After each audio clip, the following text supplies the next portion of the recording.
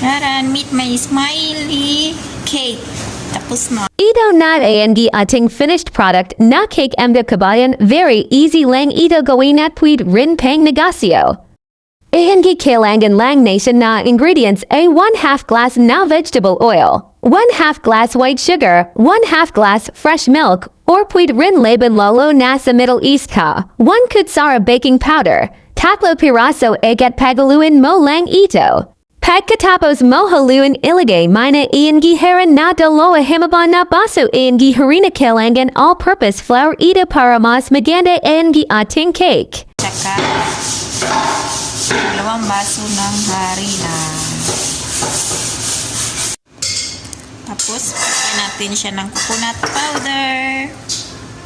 Ayan, yung giniling na coconut powder. Halo natin dito. Ayan. Ayan. Ayan.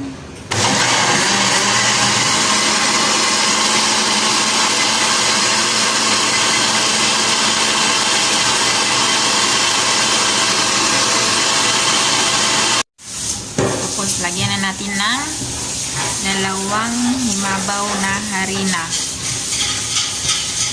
Ayan.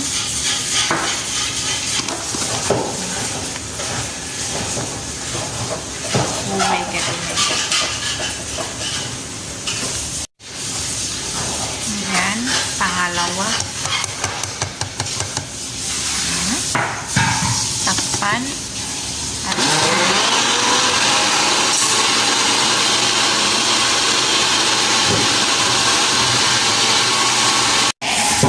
yan, ilagay na natin sa hulmahan. Yung hulmahan may mantika para hindi siya magdikit. Ayan, punasan natin. Yan, pwede na natin ilagay yung ating harina para sa cake. Ayan. Tapos pagkatapos ito ilagay sa oven.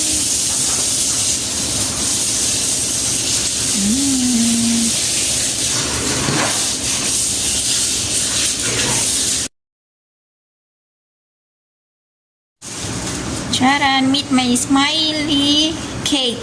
Tapos na. Yan. Yan, maganda.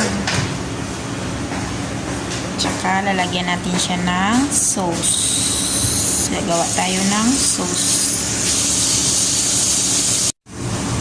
Yan, ito yung sauce niya. Sugar, may tubig. Yan. Palaputin natin siya ng konti. Tapos lalagay din sa toppings.